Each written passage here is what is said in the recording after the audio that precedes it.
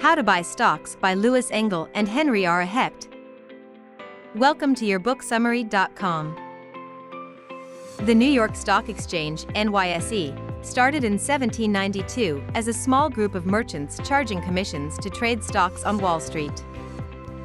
Since then, it has grown a lot, but it doesn't actually buy or sell stocks. It's more like a big marketplace where people trade stocks through their brokers. With modern technology like computers, the way stocks are bought and sold has changed, but the basic idea remains the same. Buyers and sellers can be sure they are getting the best price possible.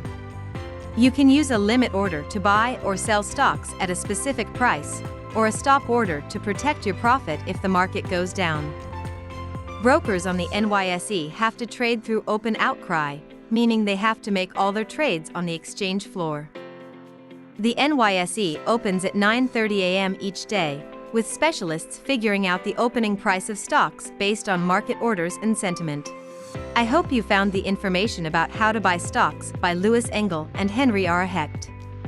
If you're interested in learning more about the book, stay tuned for the next part of this series where we'll dive into the next section.